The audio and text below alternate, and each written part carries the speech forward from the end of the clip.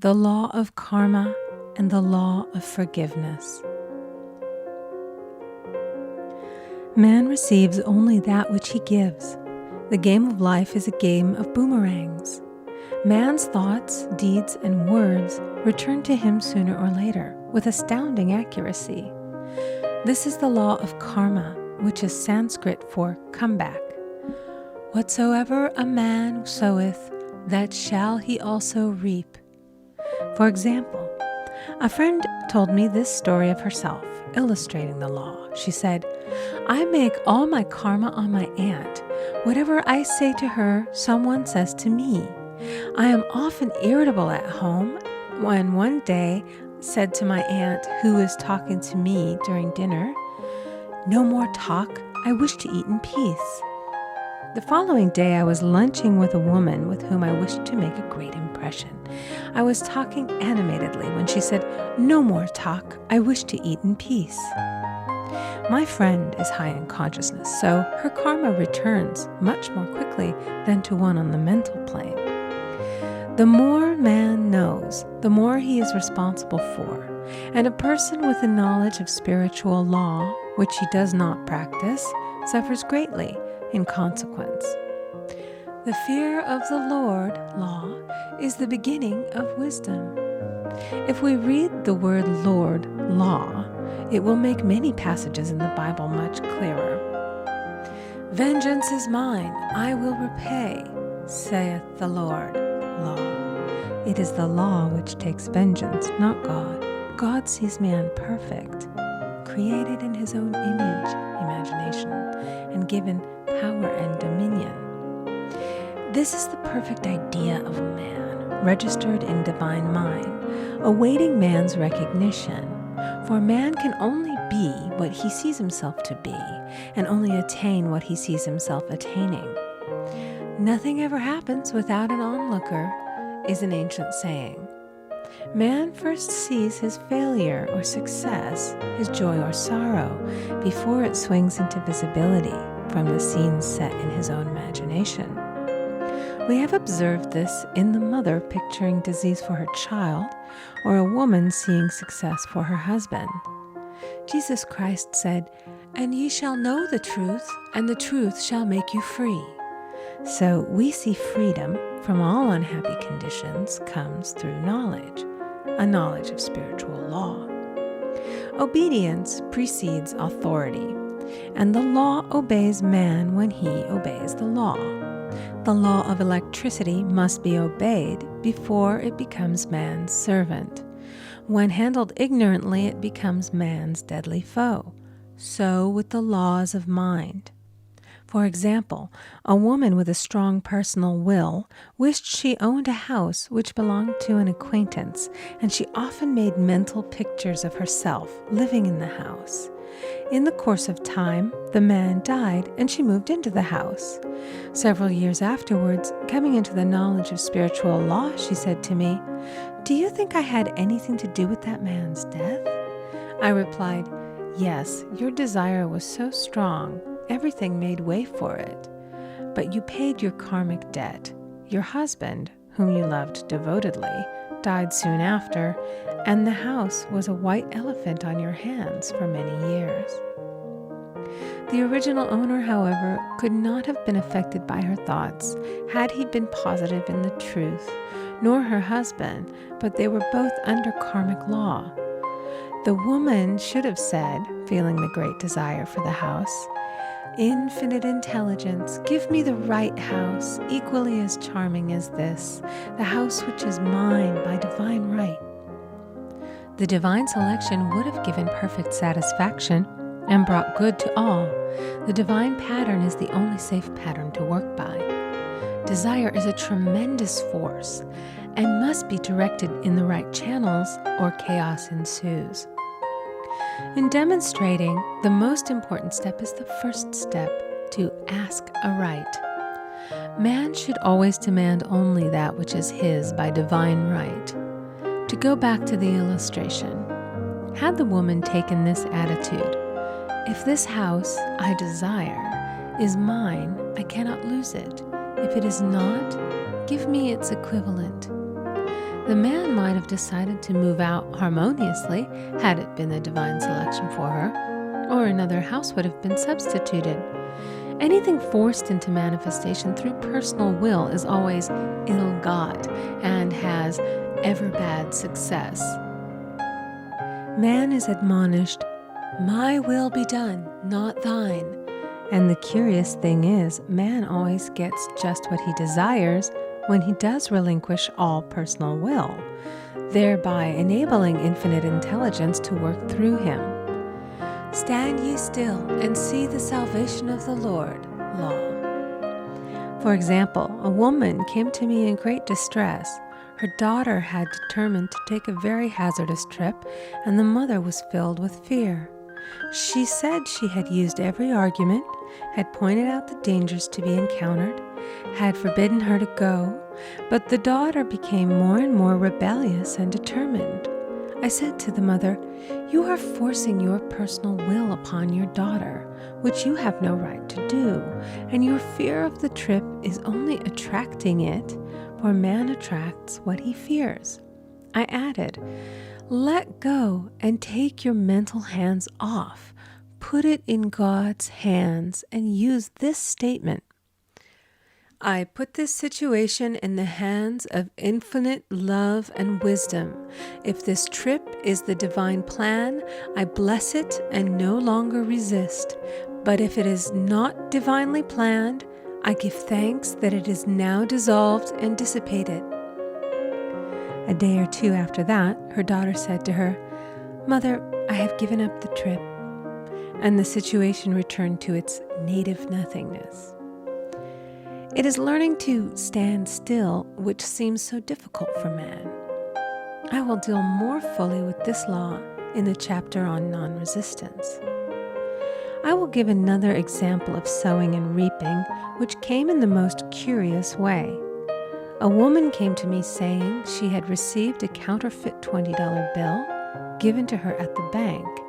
She was much disturbed, for, she said, "The people at the bank will never acknowledge their mistake." I replied, "Let us analyze the situation and find out why you attracted it." She thought a few moments and exclaimed, "I know it. I sent a friend a lot of stage money just for a joke." So the law had sent her some stage money, for it doesn't know anything about jokes. I said, "Now we will call on the law of forgiveness and neutralize the situation." Christianity is founded upon the law of forgiveness. Christ has redeemed us from the curse of the karmic law, and the Christ within each man is his redeemer and salvation from all inharmonious conditions. So I said, "Infinite Spirit, we call on the law of forgiveness and give thanks that she is under grace and not under law, and cannot lose this $20, which is hers by divine right." "Now," I said, "go back to the bank and tell them, fearlessly, that it was given you there by mistake."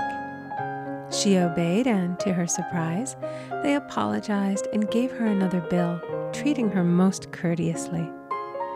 So knowledge of the law gives man power to rub out his mistakes.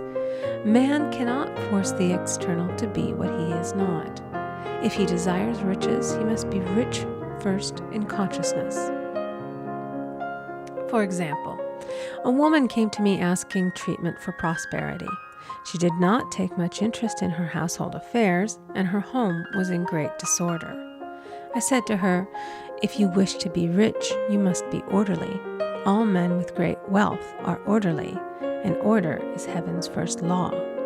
I added, "You will never become rich with a burnt match in the pincushion." She had a good sense of humor and commenced immediately putting her house in order. She rearranged furniture, straightened out her bureau drawers, cleaned rugs, and soon made a big financial demonstration, a gift from a relative. The woman herself became made over and keeps herself keyed up financially by being ever watchful of the external and expecting prosperity, knowing God is her supply. Many people are in ignorance of the fact that gifts and things are investments, and that hoarding and saving invariably lead to loss. There is that scattereth, and yet increaseth. There is that withholdeth more than is meet, but it tendeth to poverty. For example, I knew a man who wanted to buy a fur-lined overcoat. He and his wife went to various shops, but there was none he wanted. He said they were all too cheap-looking. At last he was shown one the salesman said was valued at $1,000, but which the manager would sell him for $500, as it was late in the season. His financial possessions amounted to about $700. The reasoning mind would have said, "You can't afford to spend nearly all you have on a coat." But he was very intuitive and never reasoned. He turned to his wife and said, "If I get this coat, I'll make a ton of money." So his wife consented, weakly. About a month later, he received a $10,000 commission. The coat made him feel so rich, it linked him with success and prosperity. Without the coat, he would not have received the commission. It was an investment, paying large dividends. If man ignores these leadings to spend or to give, the same amount of money will go in an uninteresting or unhappy way. For example, a woman told me on Thanksgiving Day she informed her family that they could not afford a Thanksgiving dinner. She had the money, but decided to save it. A few days later, someone entered her room and took from the bureau drawer the exact amount the dinner would have cost. The law always stands back of the man who spends fearlessly with wisdom. For example, one of my students was shopping with her little nephew. The child clamored for a toy, which she told him she could not afford to buy. She realized suddenly that she was seeking lack and not recognizing God as her supply. So she bought the toy and on her way home, picked up in the street the exact amount of money she had paid for it. Man's supply is inexhaustible and unfailing when fully trusted, but faith or trust must precede the demonstration. According to your faith, be it unto you. Faith is the substance of things hoped for and the evidence of things not seen. For faith holds the vision steady, and the adverse pictures are dissolved and dissipated, and in due season we shall reap, if we faint not. Jesus Christ brought the good news, the gospel, that there was a higher law than the law of karma, and that law transcends the law of karma. It is the law of grace or forgiveness. It is the law which frees man from the law of cause and effect, the law of consequence. Under grace, not under law. We are told that on this plane, man reaps where he has not sown. The gifts of God are simply poured out upon him. All that the kingdom affords is his. This continued state of bliss awaits the man who has overcome the race or world thought. In the world thought there is tribulation, but as Jesus Christ said, "Be of good cheer, I have overcome the world." The world thought is that of sin, sickness, and death. He saw their absolute unreality and said, "Sickness and sorrow shall pass away, and death itself, the last enemy, be overcome." We now know, from a scientific standpoint, that death could be overcome by stamping the subconscious mind with the conviction of eternal youth and eternal life. The subconscious, being simply power without direction, carries out orders without questioning.